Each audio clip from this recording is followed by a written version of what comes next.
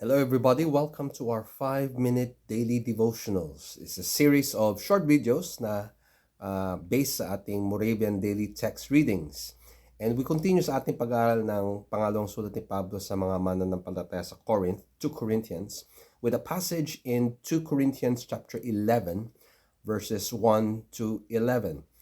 And just a quick review, from the last 5-minute daily devotionals, we talked about how Paul encourages yung mga mananampalataya sa Corinth to be boastful only in the Lord. Meaning, be boastful sa mga ginagawa ng Diyos sa ating buhay. What God is doing in our lives and through our lives. Not what we do, but what God is doing through us. And Paul is continue on with this theme by saying in verse 2 that I have presented you to God, to Jesus Christ, like a betrothed to one husband.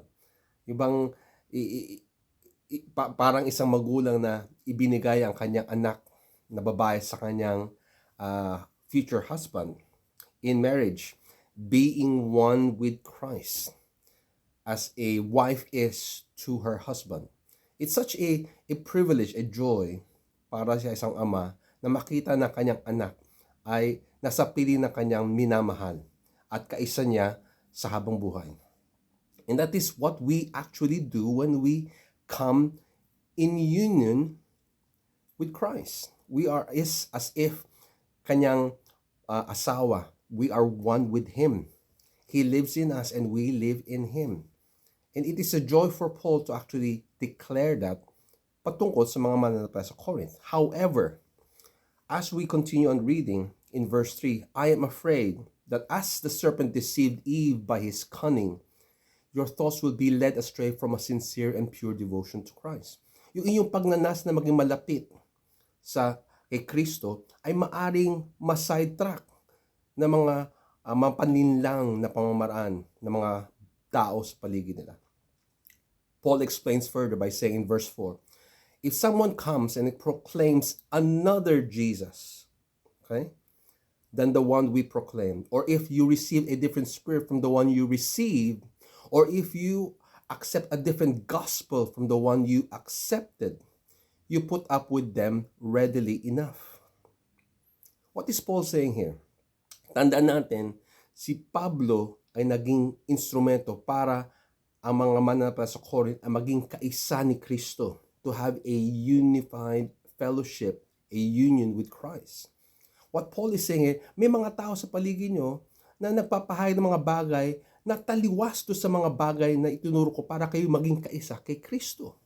If there are things that you have received that is not consistent with what made you one with Christ, if you receive a different spirit, mga pananaw o opinion o pag-iisip na hindi tugma sa mga pananaw at pag-iisip na nag-akay sa iyo para maging malapit sa Diyos, what Paul is saying, i-reject niyo yan.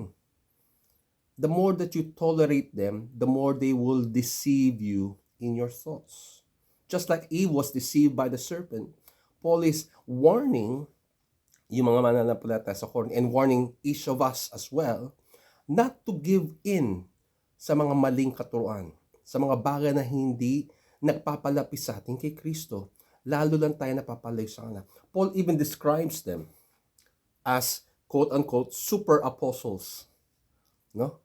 Panon pala ni Pablo, meron na mga ganun, no? Indeed, I consider that I am not in least inferior to these super apostles. Maaring super apostles, but I'm not inferior with them. So you have to listen to what I'm saying. He goes on to say sa verse 6, even if I'm unskilled in speaking, and again, we talked about this last time, maaring hindi ako magaling magsalita, hindi ako very convincing, hindi ako eloquent sa aking pananalita. But I am not so when it comes to knowledge about God. I know what it's all about when it comes to being one with Christ, being close to God, living out the life that God intended for us. I know all of these things.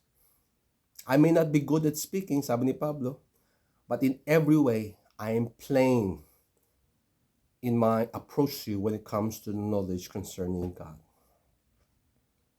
What Paul is advocating here is that do not let the eloquence of other people lead you away from the very things that brought you close to Christ. Appreciate that what you heard that brought you one with God should not be shaken. Do not allow the influence of other very charismatic or eloquent people lead you away from being one with Christ. We'll talk about this more tomorrow, but just to say, a word of warning, there are people who are out to deceive, but we have Christ in us, the truth of His word, reminded to us by the Holy Spirit, will enable us to say no to the lies, but yes to the truth, yes to Jesus Christ.